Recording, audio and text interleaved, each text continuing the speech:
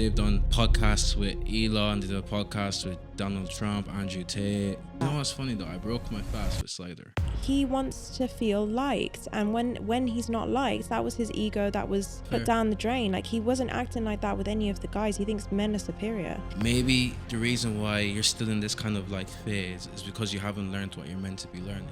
It started with your faith, then I pursued it, and then I think I inspired you as well. Yeah, and I think facts. now we're at a point where we're just inspiring each other, but we're both here now. You're contradicting yourself because you can't have faith and say, God, I trust you, and still be worrying. Those two things can't coexist. No. Because it's like my body is going into shock almost, and I'm trying to tell it, be cool, be cool, be cool. My whole vernacular will completely change. You were happy with me saying vernaculars or not? No, Cool. no. What does it mean? It's a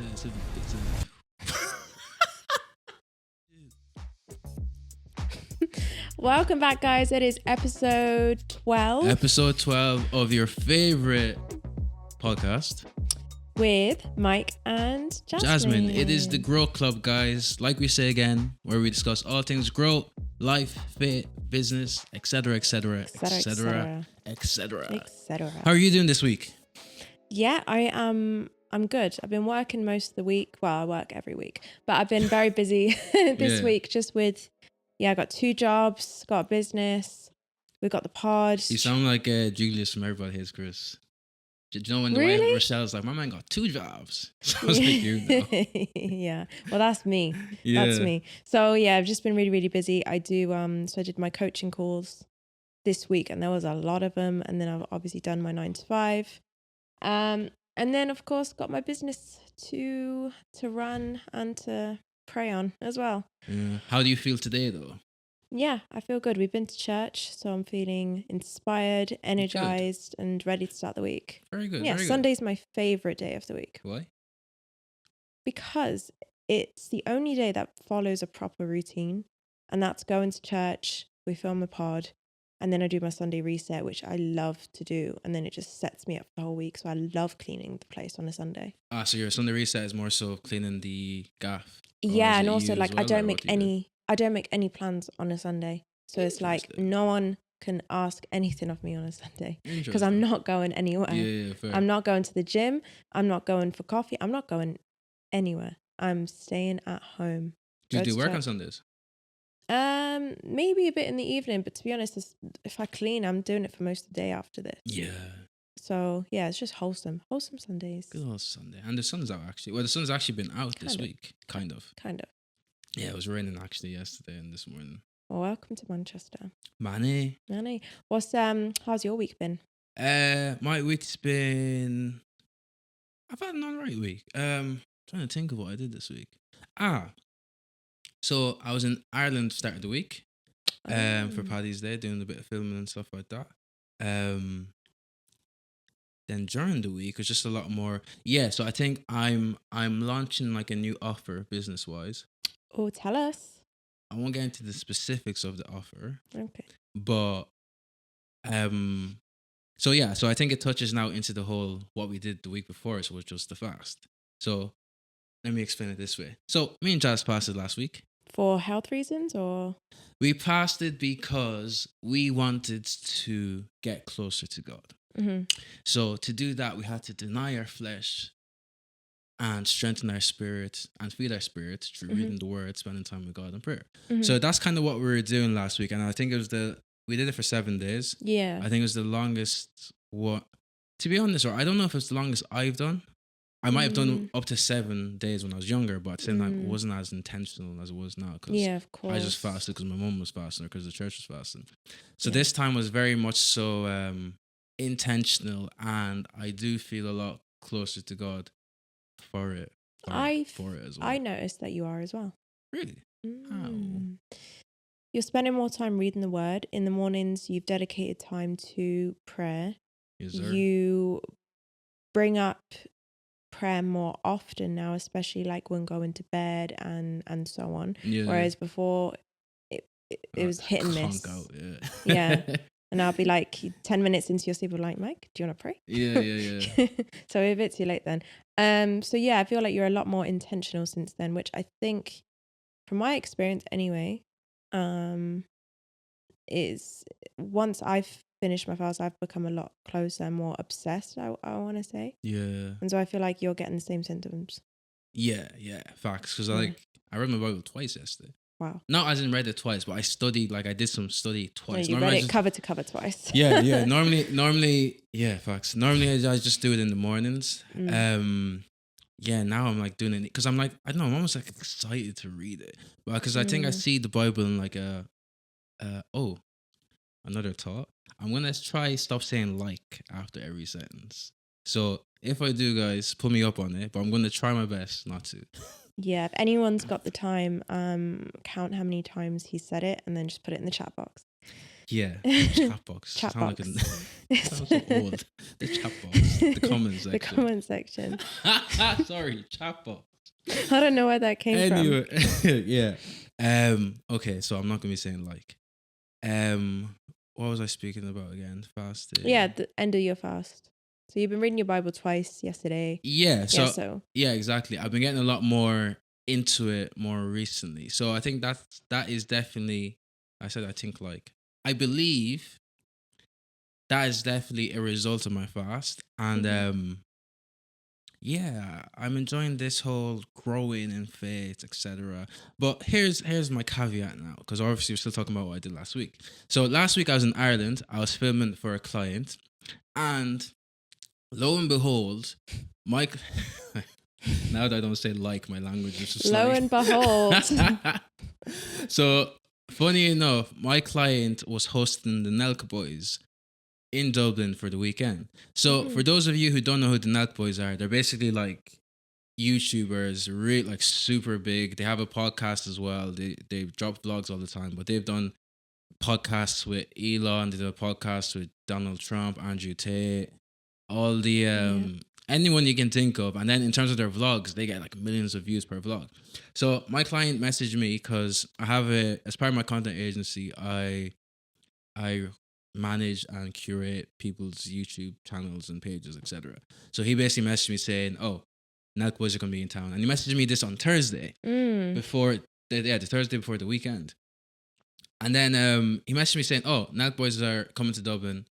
They want me to host them," and I was like, "Oh, that's sick."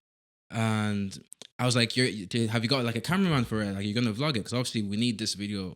There's some very important footage because it's really good content because these guys are huge. So, and he was like, "Oh no, I was just gonna get my vlog camera and vlog it." And I was like, "Look, if we're gonna get bare traffic from people watching the Nelk Boys, we need to take full advantage of this." So I was like, "Bro, I'm gonna fly out in the morning." So basically, I booked my flights. Went the next morning, and yeah, it was surreal in a sense. It's funny because you'd think I'd be excited to see the Nelk Boys, but I was more excited to get content from a client because I need him. Wow, I don't know why I said that 3 times. I need his page to do well because obviously he's a client of mine, so I wanted to get views, etc. And but yeah, being with the Nelk Boys it was interesting to say the least. Especially because you were coming to the end of your fast. Exactly. So that's is a plot twist, not plot twist. Context.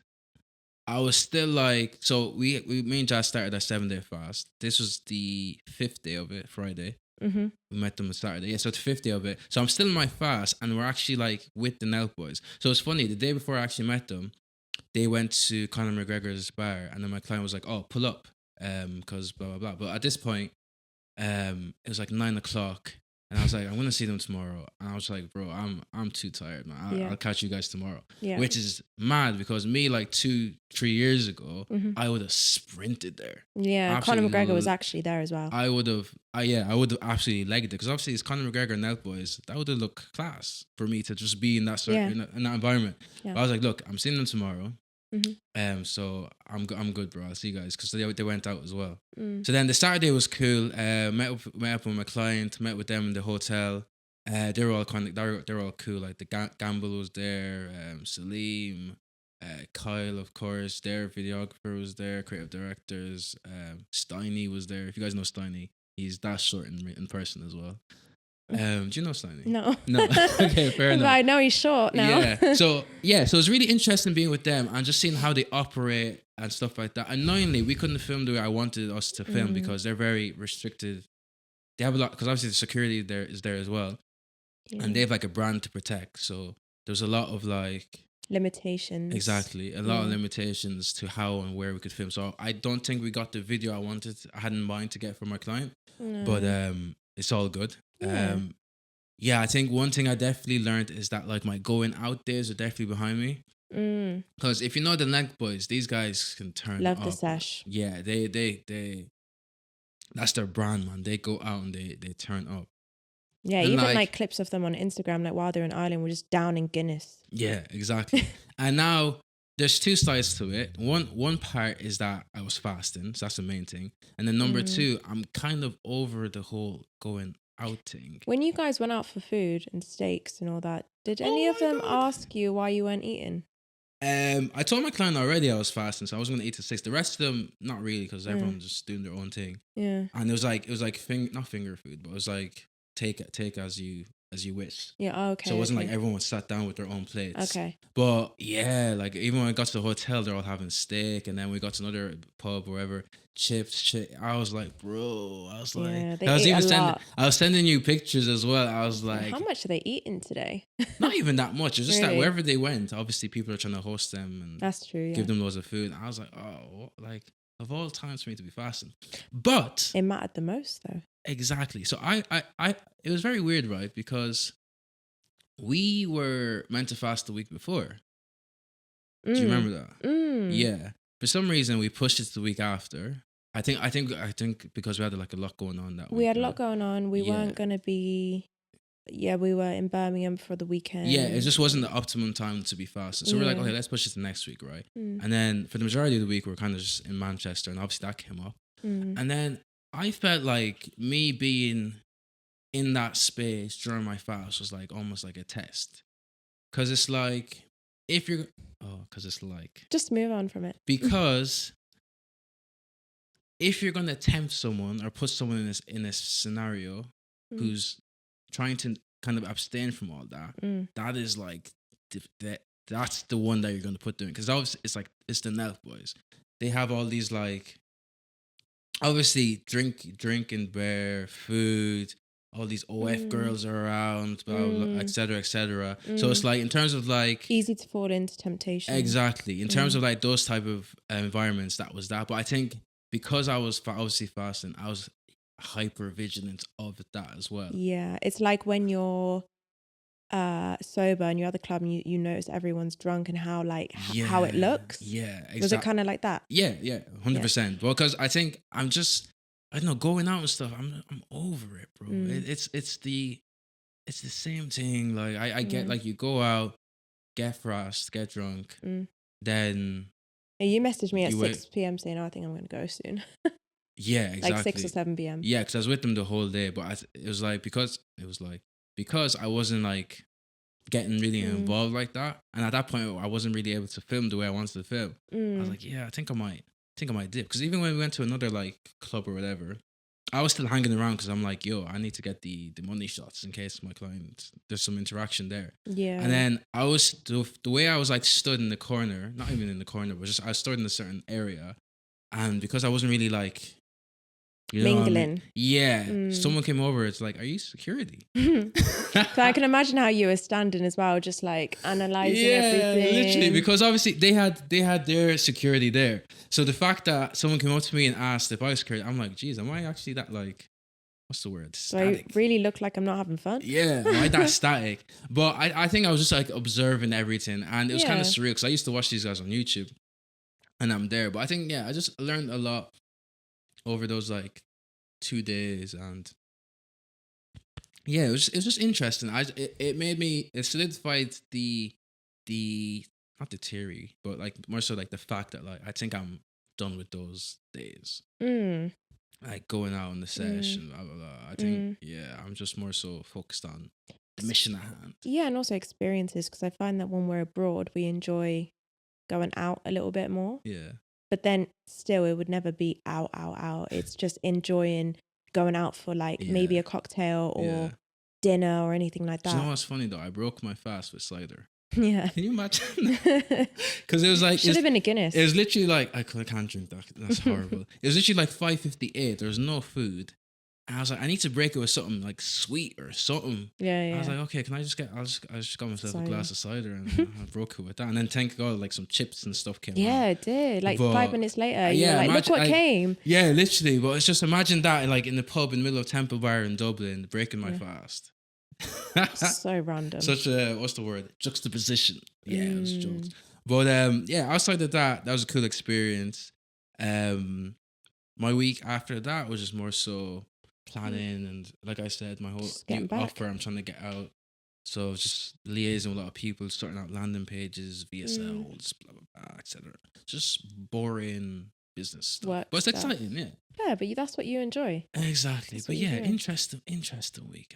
I agree with you though. I'm not really a fan of like going out anymore. And I feel like British culture anyway, we start going out a lot younger.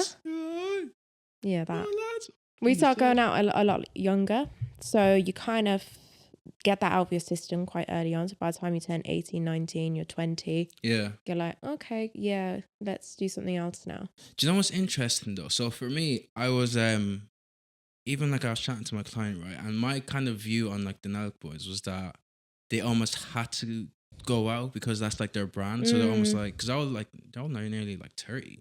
So I'm like, oh, it must be like almost crap because like they almost have to go out. Yeah, it's But their then reputation. when you're kind of with them, or even like what my client was saying, because he was out with them the night before, he's like, nah, they still love this stuff. Like they I live think that's for it. Americans though for you. Do you think so? Because it's like they Yeah. live for it. I think it's an American thing because obviously I think they start their going out phase a lot later because obviously Yeah. the age is 21 where you're legally like allowed to drink. Yeah. Obviously 18 is UK, but we get away with it way easier than in the US, I think. Yeah, people starting like 12, 13. Oh yeah, Yeah, way younger, yeah. absolutely. Yeah. I mean, I've got a picture of me as a baby, like with a Guinness. But anyway, moving on. Yeah, I just think it's the different cultures. Yeah, but you think they'd get tired of it? No? Yeah, I don't know. At some point, maybe. But like you're in your But they're in 30s and you're still doing the same old like... Yeah, but different places as well. They're in Ireland. Yeah, but and- they've traveled everywhere, went out everywhere, and they've done... Like, if anyone has like turned up in their lifetime, it's these Yeah. boys. Like, I think those because they're all like that. I think if it was just a couple of them, then it's like, okay, well, then we gotta, take a look at ourselves, sort of thing. With if they're all best mates and they're all loving the same thing, then Yeah. it's a lot but easier. don't get me wrong as well. They're clear in terms of like business and money, Yeah. but at the same time, I'm like kind of like looking at some of them, and I'm like, are you sure you're happy? Like, because I'm like, I'm like, because I'm sure you do this all the time. What's new? Yeah, like Yeah. I don't know. I don't know. I think obviously outside looking in, it's just obviously I'm a bit. What do I have to say? Like, obviously it's easy for me to like judge outside looking in, but yeah, it's just interesting. I think it's just stuff that I noticed about them, and but yeah, overall, cool experience. Yeah, very good. Yeah, very good. Very good. Now it's a new week, so what have you got planned? Sorry, my Someone phone- needs to turn their phone off. Sorry.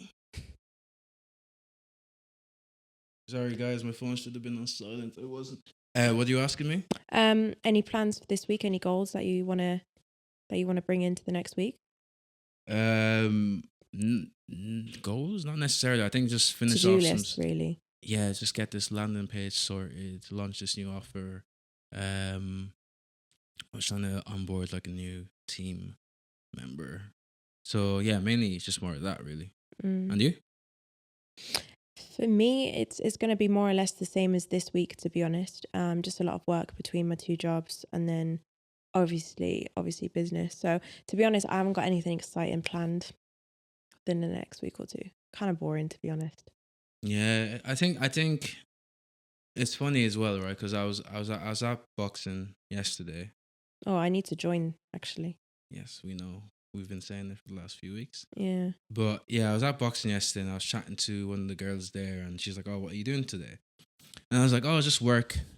And then she's just like, yeah, I love that, because normally when I say to my friends I'm working on a Saturday, they're like, oh, you're so boring and this and that. And Get new friends. yeah, literally, she was like, oh no, I love that. And I was like, me too. But I think it depends on what it is that you're working on. Because I guess, obviously, as well, when I was working for NHS, if I was working on the Saturday, Which you did sometimes. You hated it. yeah, Yeah. I'd absolutely hate it. So I think that kind of comes into it. But I think enjoying what you work on is almost like a life hack, I think. Because it's like you're getting paid to do something that you'd almost do for free. Do you think that saying is true though? If you do something you enjoy, then you won't work a day in your life. Do you think there's any truth to that? Any truth or any fault? Any faults? No, Any no, no. fault? Do you think that is? I Do you do think think that's it's true? true. Okay, Yeah. because you're enjoying what you do, but you still count it as work. Yeah, because there's some stuff in that's not what I enjoy to do. Because, okay, for example, I enjoy the creative side of stuff, but at the end of the day, it's still a business. So I still need to create systems and strategies around growing the actual business side of things, which I do enjoy. Because I think what I enjoyed the last week, because now that I have a new offer, I've been basically building the whole strategy, etc., around that. And I think that's what I've been enjoying most of it.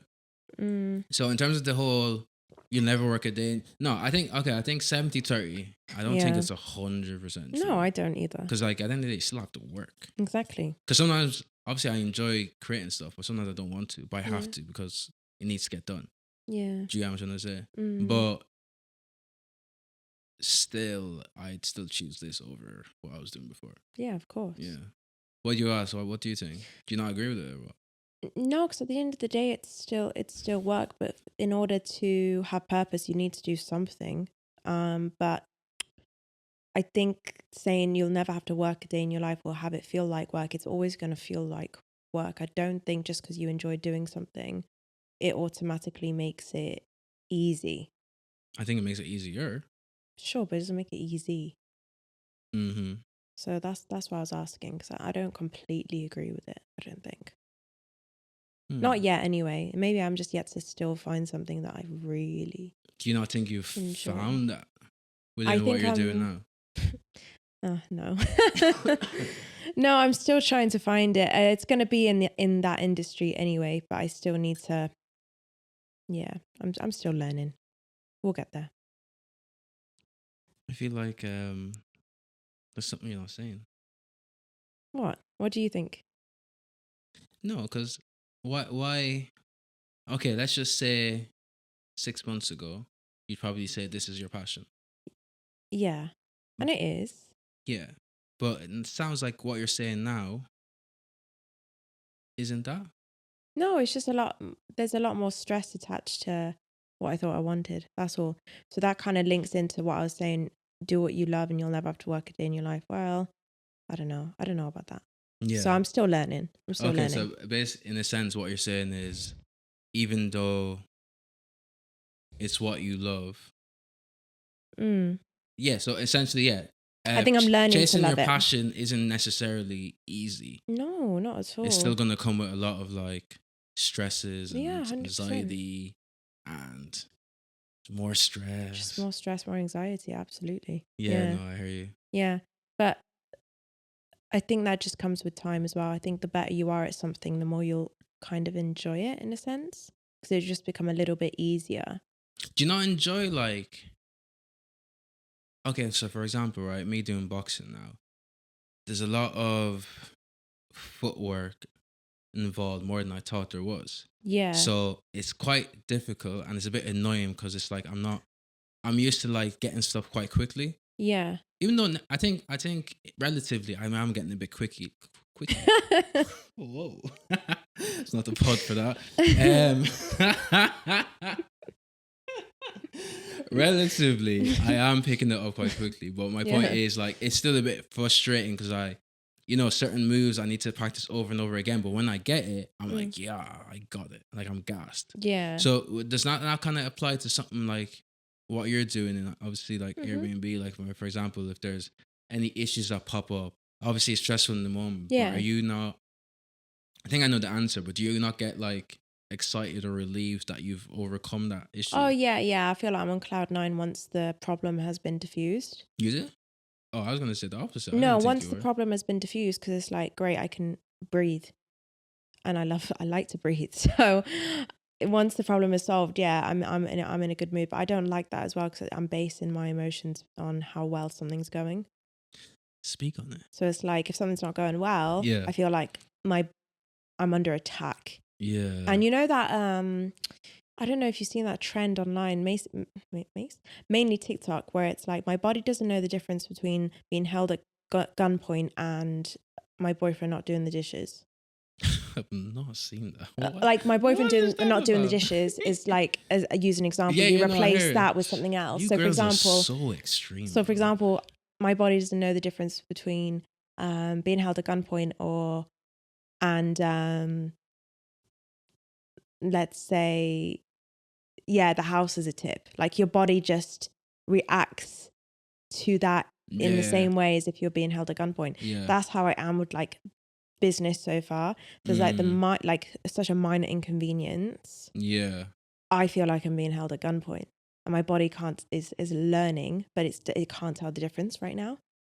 And so I Okay. feel like, yeah, once that problem has been diffused, it's like the gun has been put away. Let's Yeah. dive into that. Really? Yeah.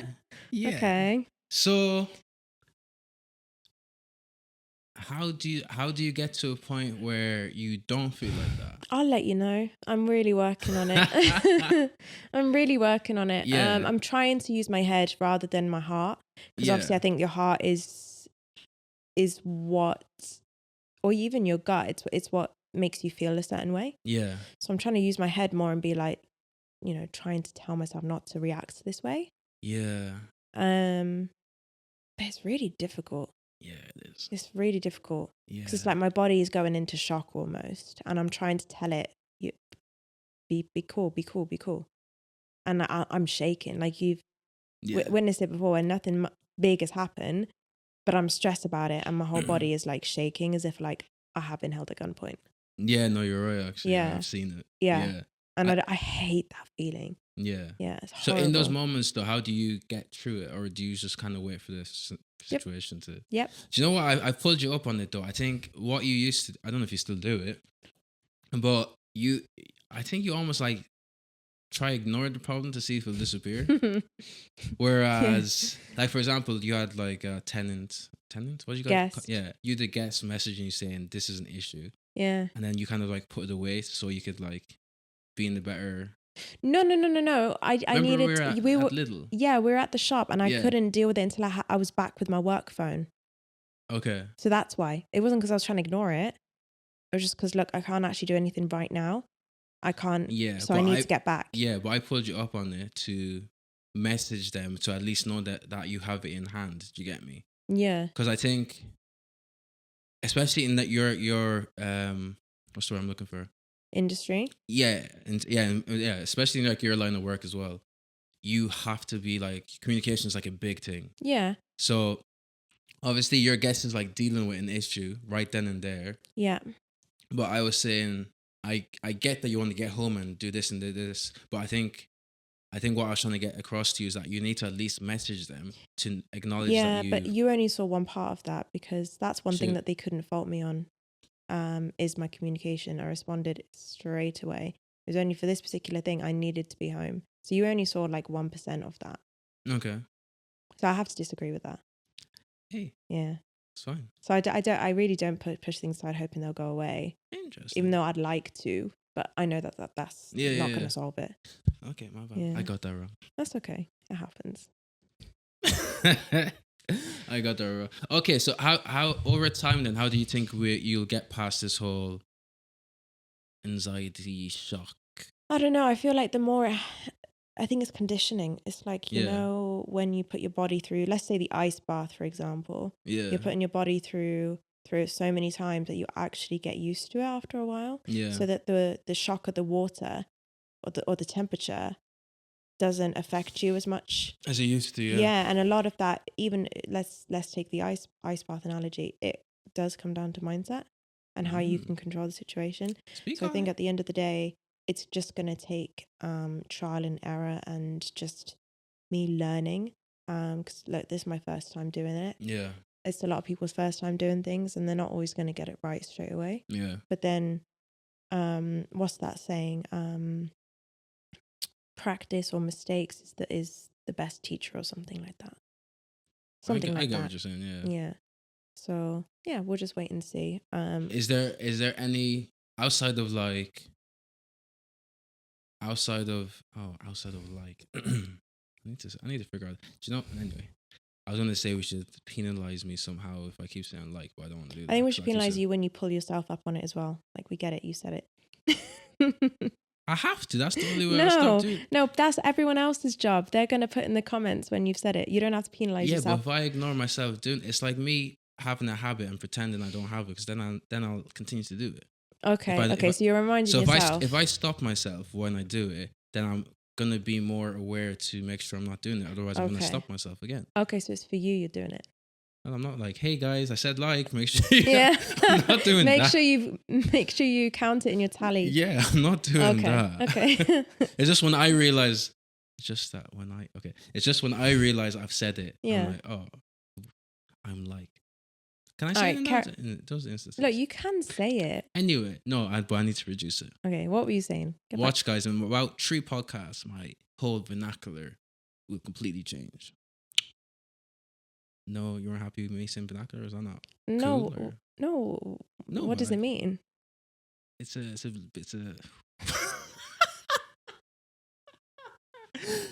You thought you put me on the spot, huh? No, I want to learn. Vernacular is the definition of vernacular is a way of. I think it's just a way of speaking. Okay, you learn something new every day. Yo, Vernacular. let me quickly definition of vernacular. I think I'm right. I should be right. Okay. Generally refers to the everyday language spoken by ordinary people in a particular region. All right, we'll Yeah, go with that. linguistics, the native language or dialect of a specific population. I don't know if I used it well, but anyway. Hey guys, you're watching The Growth Club with Mike and Jasmine. Don't forget to like, comment, and subscribe. Enjoy the rest of the podcast. Yeah, so outside of like conditioning and them just having to deal with it, do you have any like actionable things people could try if they're experiencing that? You're someone who doesn't get stressed easily Yeah. with work. Keyword, easily. So why don't you tell us? Because I'm still learning. Okay, so what actionable steps? I think separating you from the problem. Mm-hmm. Let's say problem. Anyway. Hey, Lord have mercy. I think separating you from the problem. So I think when you can see the problem for what it is and not be like consumed by it, I think that helps. Mm-hmm. So for me, if something shows up or pops up, a scenario, a situation, it's more of a, rather than like, oh, I'm going through this, it's more of a, okay, this problem has arose. I now need to figure out how to solve it. Do you see what I'm trying to say? Yeah. Because at the end of the day, even though it's business, it's never life or death. No. Do you get me? Yeah. So because like, for example, you're saying, for example, you're saying your body doesn't know the difference between Being held at gunpoint. or the dishes or whatever. You know what As I'm an trying to say? example. Yeah, I know, but that's what I'm trying to say. So it's like, you can see it there. It's kind of up to us how we react. Yeah. If we can condition our body to understand that this is not as extreme as it is, then I think we'll have more control over it. I didn't really explain that. No, I get you. Do you see what I'm trying to say at least? So yeah, I think one thing would be separating yourself from the problem. Another thing would be, I think I used 2 points in what I just said there. So maybe just reminding yourself it's not life or death. So it's like, take a deep breath, because at the end of the day, you're still alive, still got food on the table, etc. Just relax first. So I think that's the second thing. Mm-hmm. And then number 3, I think, is just my fate, I guess. I'm like, look, this, whether it's orchestrated by God or not, he knows the beginning from the end. He knows the ins and outs. He knows the ins and outs. So no matter what, I think like it's for my good as well. Because it does say in the Bible, he has the plans he has for us are for good, not for evil, etc., etc. So I think that's kind of it. 'Cause I always say as well, like me stressing about the issue doesn't fix the issue, doesn't do anything to the issue. The issue is still going to be there. You see what I'm trying to say? So like, there's a quote me and the boys say, right? And I think it's because one of our older, like not older boys, but one of the boys from back in the day said it. He basically goes, "You can laugh, you can cry, the problem will still be there." It's a good saying. It's a great saying. Yeah. No matter how you react to it, the problem's still going to be there. So I think that's that. And then also approaching it with the right mind frame. So I think if you're too stressed or you're just too consumed by it, maybe step away for a second, catch your breath, relax, and then approach it with like a clear mindset. Yeah. And yeah, so yeah, even I think even just going off that as well, I'd like to talk about like regression in business or life. So I was watching a podcast actually this week, and they were talking about how sometimes when we go back in life, we feel like it's the end of the world, or we're losing out, or It's the enemy. Insert bad situation or scenario here. And what they said was that sometimes it's not even if bad things are happening. Well, okay, look, we're saying bad things, but it may not be bad things. I think the way we see it and the way we frame it, we see it as bad. But sometimes we are pushed back in order to go forward. Yeah. So the way they were kind of describing it is that, for example, you may have achieved X, Y, Z, all these other things, right? And maybe even God blessed you along the way. But maybe at some point you stopped depending on God and started depending on yourself because you started to see how well it went. Yeah. Sometimes God will strip all that back to leave you just blank as a blank slate so that you have no other choice but that to go to Him. Do you see what I'm trying to say? Yeah, I know what you're saying. So with that as well, it's what am I trying to say? I was trying to think of what I was saying to you during the week. Can you help me? Yeah, so it's when you do end up getting back the things that you lost, or even 7 times over, or God blesses you again, you know that it's from God and not yourself because you've already been stripped back. Is that what you're kind of referring to? Yeah. Because you referred to it as like a slingshot or something like that. Yeah, that was just one of the analogies, but more so on the stripping of, I understand the whole regression as in the stripping you blank. Yeah, to be made up again, essentially. Yeah. So it's like... Okay, cool. So yeah, thank you. So it says in the Bible as well, if, I don't know a word for word, but it's along the lines of like, whatever you build the foundation needs to be God. Otherwise, it's a waste of time. Do you get what I'm trying to say? So I think when you build yourself up and it's not like of God, or you've forgotten about God, sometimes He's going to strip all of it back so you can get back to the foundation that He created, because that will be a lot more fortified and strong and will allow you to go even further. So I think when bad stuff is happening to us, and rather than always saying, oh, it's the enemy that's doing this, it's the enemy that's doing that. Sometimes it's God bringing you back to a place of like... to be built up again. Yeah. So instead of building your house of straw, build it with bricks. Exactly, because maybe the foundation was all mashed up. And God was like, no, let's start from scratch. Let's put in the real foundation and then let's build you up. So I think when things aren't going the way we always assume it will, or we plan... So I think that's kind of it. Sometimes we see the journey through our lens and we have an idea of how all of this is meant to pan out. 100%, yeah. Do you see what I'm saying? Yeah. So I think sometimes God brings us back to that clean slate, to that beginning point, so He can do His journey. Because at the end of the day, His plans for us are way bigger than ours. You see what I'm saying? So I think all I'm trying to say in summary is that regression isn't always the enemy. Sometimes it's actually God bringing you to point A. And I think that brings into what can you learn from that as well. Okay, sure. So maybe what were you missing all along? And why have you been brought back here? What lesson is God trying to teach you? And that's one thing that you've had to say to me the last couple of weeks. Like, okay, but look at your situation. What do you think you're meant to learn from this? Yeah. Mm. So, okay, without getting into your scenario so too much, I was trying to say that maybe the reason why you're still in this kind of like phase is because you haven't learned what you're meant to be learning. Mm-hmm. So when these scenarios kind of pop up and reacting the same, maybe God's like, Try again.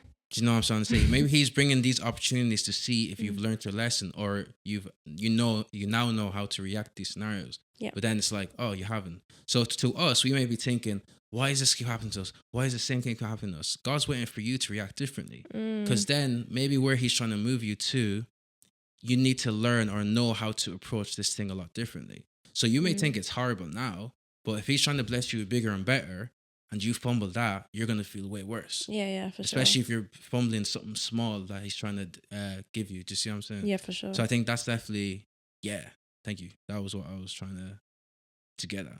Yeah. So, what are your thoughts on that? So the whole regression thing? Or would you rather like God just like leave you alone?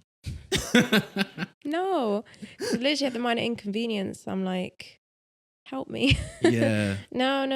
I get it. It's just because we can't see what his vision is, and we have an idea of how we want our lives to go. That's why we set goals. That's why we set, plans for the next year, for the next 5 years, for the next 10 years, because we feel like we're in control. Okay, well then in 5 years' time, we're going to have a house. We're going to have this. We're going to have that. We're going to move here. But really, it's just like God could be thinking, oh, that's cute. Yeah, facts. That's cute. Yeah. Because there's a lot of the time, things do change. So sometimes it's not your plan. It's good to have goals. Mm-hmm. But it's not always going to go the way you think it will. I think that's kind of what you were. Can't remember what your question was, but no, I think we were just talking about the whole regression in life, because sometimes, God would take us back. Because I think, so an analogy I also heard as well was the whole slingshot analogy. yeah. Like sometimes you need to be pulled back to be propelled forward. So yeah. I think if we can kind of keep that in mind when things don't seem to be going our way, and I think for me, in like those type of patches, it's just like trying to figure out like, what are you trying to teach me here? Like, what is it that I'm missing? Because I think more so it's something that we're missing. That's the issue. And it's not a case of like, this is happening to me, especially if it's always the same thing. Maybe it's you need to open your eyes, bro. React to this differently to how you were. Maybe that's the issue here. Yeah. Do you see what I'm saying? Yeah. So I think we just need to be encouraged and stay motivated. Stay motivated and just have faith. I think it all comes back to faith as well. Yeah, for sure. I think without that,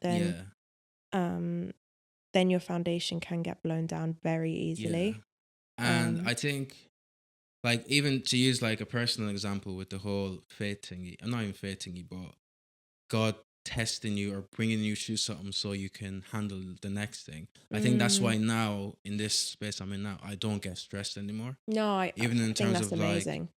Even in terms of like finances or provision, or because God showed up before for me in a crazy way. Do you see what I'm saying? Because especially, I feel like I'm almost repeating it, but like when I left the job, no savings, no this, no that. That was wild. That was crazy. But it's so inspiring though. And that's why that's why you always come back to that. Yeah. And that's what I come back to as well. Yeah. It's like you had so much, and you still do, but you had so much faith then. And that's kind of what inspired me to, I guess, where I am now with my whole faith journey. But that started it off really, seeing your faith. And that's funny because that was one of my prayers. So I was like, God, if you sort this out, I'm going to tell everyone it was you. Yeah. So I think. Well, as a result of that, that's how I started to get more into my faith. Not because you've ever forced it on me. Yeah. Or not because, Do you know that was weird actually. So I think I don't know if it was in church today, right? Because when we got together, we didn't speak about God and faith and stuff like that. So I was also we did have one discussion like, look, are you a Christian? Yeah. And that's as far as it went. Okay, cool. Yeah. But even like when we were in church today, I'm like, how did we end up here? Yeah. Because obviously, like as a guy as well, you always hope that like you'll be, well, you know, if you plan to be a Christian and stuff like that, you always like, oh, I'd love to be going to church with my girl and this and that. But that wasn't like one of my, at least at the time, it wasn't one of my non-negotiables. Sure. So even the fact that like we're now in this space where it's like we're so aligned and we're both Christians and love God, and I was like, how's this worked out? Do you see what I'm saying? Yeah, we had this discussion kind of the other day. Did it? Well, yeah, it was sort of like where going back to how your faith inspired me. Yeah. But I feel like then I started to read the Bible more and just build up my knowledge. Yeah. And I think because of that, you were like, how did you know about that story? How did you know about that story? Yeah, you know, I think you know a lot more about the Bible But than me now. then has inspired you. So it's like you started me off. Yeah. And then I started you off again. Yeah. It's like we're always like building dance. Yeah, exactly. Salsa. We're always building salsa.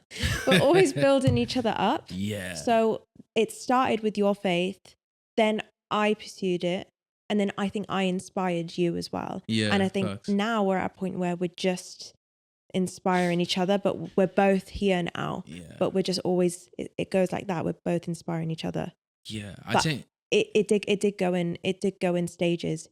You started me, and then you didn't pursue it as much for a while, if you don't mind me saying so, because then I was studying way more, and then I think inspire you. I think in terms of like actively seeking and studying, I'd say that because my faith was still always there. Yeah, I don't think I'll ever leave. No, but I think in terms of like definitely like, cause I'm seeing you like study.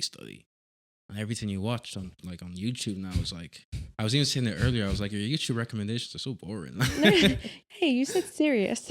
sorry. Yeah, it's so serious. Sorry. Yeah, they're not like shits and gigs anymore or anything like that. Yeah, it's just like Taylor Welch and. How do you know? How can you become anointed and all of that? Yeah, I think it's mad how like God orchestrates things. But that's why your circle matters. Okay. Because then, you know, for example, you inspired me at the start where I wasn't like crazy into my faith, and now I am. And so it really helps. And you didn't even have to say anything. You modeled it. And so, you know, like how a child will replicate what the parent does. Yeah. I think that goes the same for your company as well. So the people that you keep around you. So if they start doing things like going out all the time on the weekends and things like that, you're going to be like, okay, well, that's my circle. So that's kind of what exactly. That's what I will do.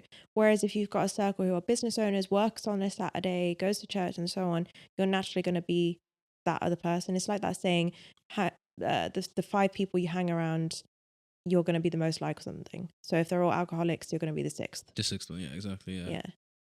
So it's important. I don't know what I'm giggling. Yeah, I think the way like God orchestrates everything is like, because when you look backwards, it's almost as if it's all intentional, because this happened because of this happened because of that happened because of that, and it's just kind of like because we were even discussing the other day brands and logos, and we were in regards to what? In regards to I can't remember what brand we were on about, but how like they're demonic signs, and like for example the Starbucks logo. Yeah, I think we're a lot more like sensitive to like stuff now. Yeah, because I was saying that one girl that I know, she was wearing a t-shirt with like a little devil on it, and I was like, oh Mike, she was wearing a t-shirt with the devil on it. Yeah. And back before we would have been like, okay. Yeah, I feel like my mom like now, because it's like she's very much so. Oh, what's that? That's demonic. Even like my United jersey, she'd be like, "Oh, the devil on that. You have to be careful, etc., etc." And you were like, "Oh, come on, relax." I know, but now, and then it's interesting because I was at the Paddy's Day parade, and I've seen a lot of these like. That's what we were talking about. Yeah, I was at the Paddy's Day parade, and I'm seeing all these like floats, and they're very like demonic-y. But before, I would have been like, "Oh, that's cool. That's that." So I don't know if it's because we're a lot more like. I think it's you become more sensitive to it. I think. But is there a line as well, though, no? Or are we being tricked into thinking a lot of stuff is normal, but it's actually not normal? Yeah, I think that comes down to it. But also one thing that Taylor said on the podcast, so a podcast that we watch, he was saying that things only become, for example, he will continue to drink at Starbucks because he's not given that energy to it. It's like, it's not giving it power. It's not giving it power. Exactly. It's like it's like astrology, right? Shoot. God-given thing, but people turn it into something, or the devil turns it into something that we worship, like horoscopes and so on. When God did create crystals and the stars and the moon and the planets, but it's what you do with that's the issue. So it's like, it's not the actual thing that's bad, it's how you use it. Yeah.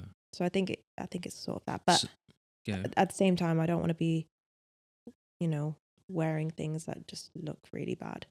Yeah, I think you need to have I think it's discernment. I think that's what it is. Yeah. You need to be able to discern. But I'm not going to, like, for example, stop drinking Starbucks just because it's got a siren on it at the same time. Yeah, but it does depend. I'm still going to support United, even though the Red Devils, which is nuts. Oh, yeah. Yeah. They released a campaign like last year, and it was very like, it's very like weird and eerie, because it's like the whole campaign was around like signing this document and basically now saying you're a Red Devil and stuff like that. It's really like, yeah, that's a bit weird. Yeah, I know, right? It was very like, maybe that's why they've been playing horribly the last few years. Yeah. Maybe they've signed some documents in the spiritual realm. But you touched on something there about like the Taylor guy not giving it energy or giving it power, and I think that reminded me of a conversation we had about like, even when it comes to like business and not like trying not to stress about stuff, if you give something energy and power, it's almost in the sense that you're worshiping it, or you've built like an altar there, like you're almost idolizing it. So it's like, if you're always stressing about, like, you could be praying about, oh God, like take control over my business, I want it to do well, but at the same time stressing. So now it's like you're worshiping two idols, because you're giving so much. Where you spend time is where you worship, in a sense, is what you idolize. So we could be thinking, oh, it's just natural for us to feel like anxious about this or anxious about that or worried about that and all stressing, but you're contradicting yourself, because you can't have faith and say, God, I trust you, and still be worrying. Those two things can't coexist. No, they can't. But it's such a hard thing to combat. Exactly. But I think that's where we need to, I don't know, essentially like deep dive into the word and pray, because it's not like, God didn't give us a spirit of like worry or anxiousness, and that's not of God. Do you see what I'm trying to say? 100%. And I think when you realize it's an altar you've built and you're worshiping, I think it frames it almost different, because you may think it's like not really a bad thing to be worrying about it, but when you kind of frame it like that, it's like, wow, I really am giving this thing it's power. What you're thinking about all day, and and so on. But it's a natural thing for us to do, unfortunately. Like, we resort to worrying about something over giving the same energy at the opposite end, which is not worrying about it. So it's just a lot easier to worry about something, unfortunately, and it gives you the worst feeling. Yeah, but what's easy is never right. Yeah, exactly. Is it? It's not. Let me not say never. It isn't always right. Isn't always right. The easy roads normally comes with some repercussions at the end of it. You know what I mean? Yeah, exactly. But we're learning bit by bit. Yeah. So I don't think we'll do a super long pod today. Yeah, short and sweet. Keep it nice and sweet. Was there anything else you wanted to touch on or tell anyone or speak on? We watched Adolescence this week. Oh, we did, as well as everyone else. It's even gotten to the US now, you know. No, it's on Netflix. No, I know, but like US, like Americans are watching a British TV show, which I think is nuts, kind of. Because we watch American shows, but you never think of an American watching a British show. Yeah. Because I don't think of Americans watching our stuff. Game of Thrones. Yeah, but you don't think of them watching EastEnders or Coronation Street. Yeah, but you don't put Adolescence with EastEnders, like. We can a Coronation Street. It can't compare it to something like Game of Thrones. Okay, no, Game of Thrones is a stretch, but very. I think maybe like Top Boy kind of started the whole thing, because that's when they really started to tap into like UK shows. But Adolescence, I don't know. I wouldn't say it's super strict. Obviously, it's based on Britain and British culture and stuff. Well, heavily. Not even British culture. No. Oh, what makes you think not? No, because I think it's more so based on like the Gen Z in terms of the whole. Do you want to break down like what the show's about? You do. No, you were doing a fine job. I wasn't. No. You do it. I wasn't about to do it. Yeah, so it's about this kid, 13-year-old, growing up in just middle class UK, and it follows the story of how how do I word this? It's how social media has affected the younger generation so much. So it goes into toxic masculinity and how kids are affected so much by what they consume online. And it's not so much that parents have to worry about their kids being outside anymore, it's what they're seeing online. And it follows the story of this boy who exed. What do you mean X? Well, I don't know. Just say killed, bro. Killed someone in his year. Sorry. Or because she hurt his ego. No, she was bullying him. That doesn't give him the right. No, I didn't say that. Easy. I didn't say that. No, I was just saying she was bullying him. She was bullying him, but as well. But how long has bullying gone on for? It never gives someone the right to do what he did. Yeah, of course. You know, it's at the end of the day, his ego, his masculinity, if you will, was deflated. She rejected him, and he thought that because she was in a low place, that she would finally go out with him. Yeah. She was like, look, even if I'm in a low place, I still wouldn't go out with you. Yeah. That hurt him. So it's like, why is his ego so... Why? Do kids have egos? Huh? Do kids have egos? Everyone has an ego. No, true, but I don't know. For some reason, like when I look at like a young boy... Okay, if it's not ego-driven, what was it?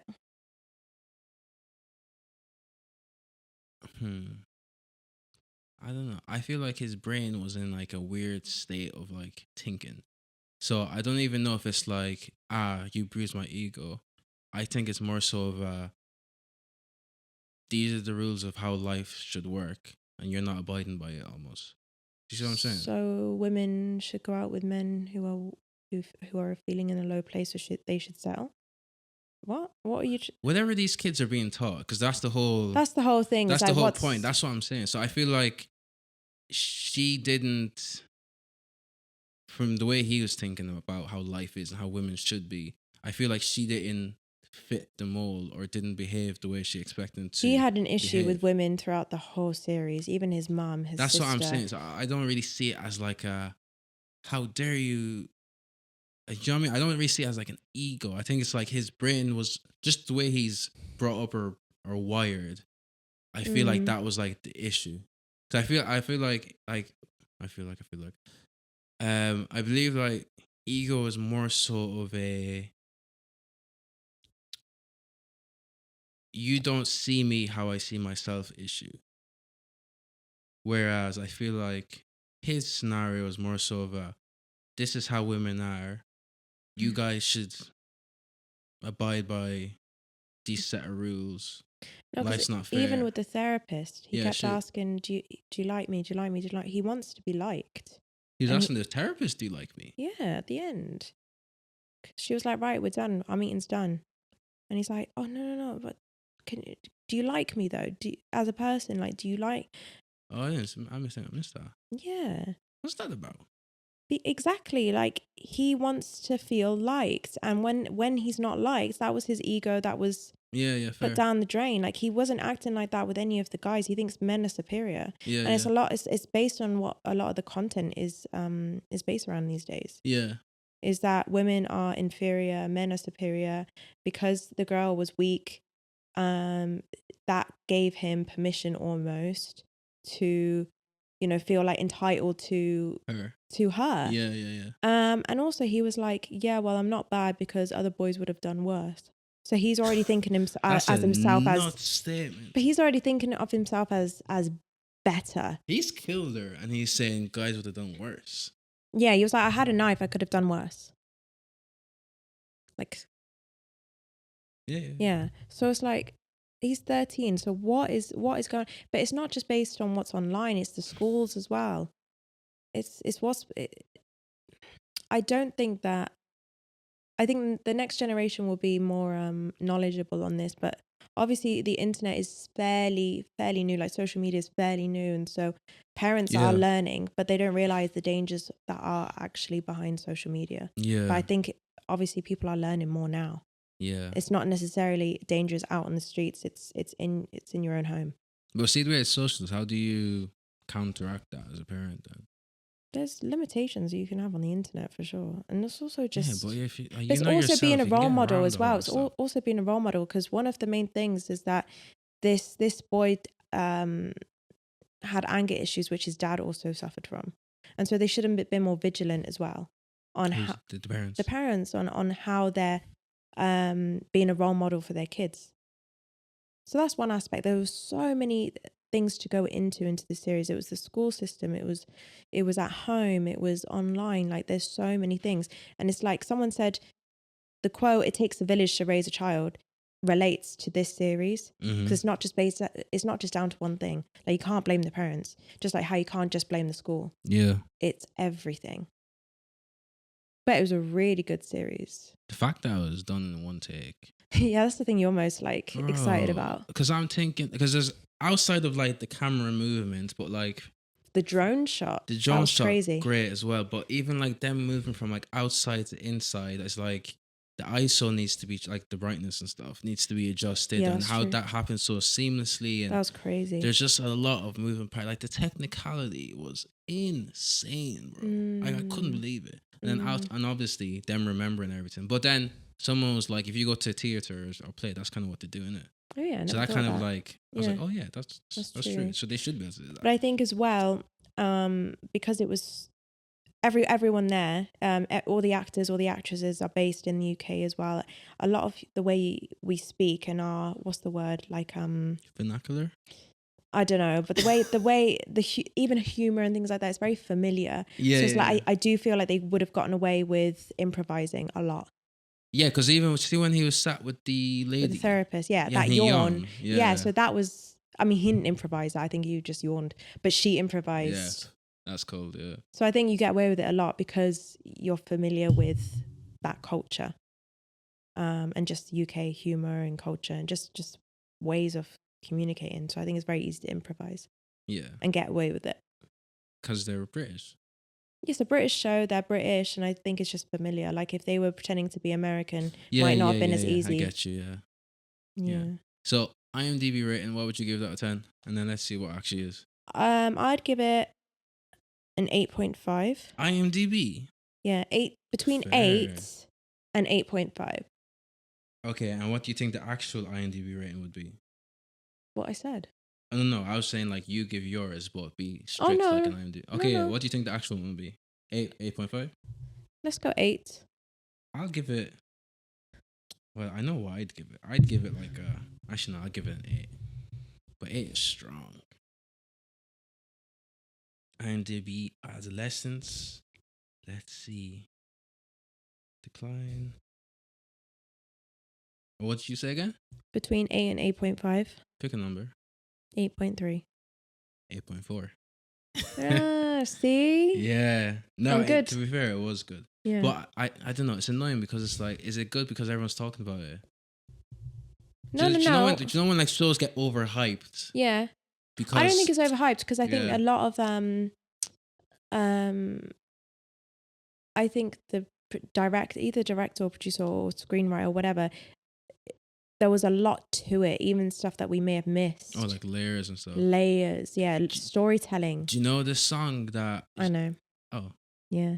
When he was so basically when the dad of the killer, the murderer, the terrorist, went to put the flowers down for the girl, when there's like singing in the background, the girl singing, the lead singer of the choir of the girls, of the children, was the one who played the girl who actually got killed.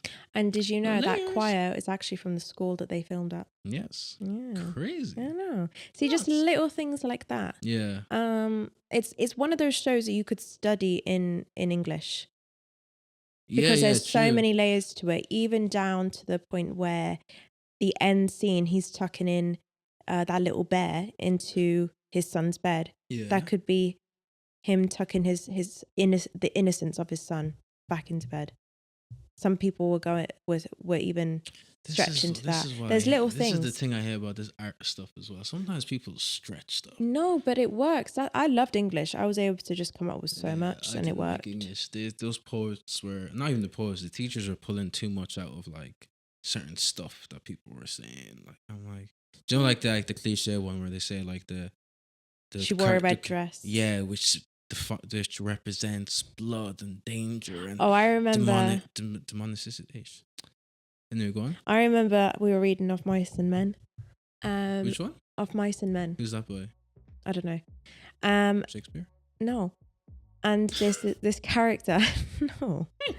And this character had really curly hair. Yeah. And I think I said something along the lines of the tight coils in his hair showed that he was a wound up person, really tight and just like really. That's a bar though. Yeah. But it's a stretch. Oh, it works. But it's a and bar, I got graded well in English as well. So. Yeah, no, that's a bar. No, I respect that. That's a bar still. Maybe I'll come back as an English teacher, but I would never work in a secondary school, ever. Like that is. Yeah. That's it. School kids can be mean. As a wise man once said, "F them kids, bro." Who said that? A wise man. Oh. Anyway, guys, it's been episode 2. Oh, sorry. Episode 2, What am I saying? 12. I was looking at 2 things. It's been episode 12. Hope you guys enjoyed it. It was around the similar time as our other ones. Yeah. But nice little conversation Sunday afternoon. Hope you guys have a great week. Enjoy yourselves. Have a blessed Sunday. If you gained anything from this, please leave a like. Like, comment, subscribe. Let's run up the comments, guys. Please, let's get some discourse and conversations and comment. Share the podcast with someone that you know and someone that you love. And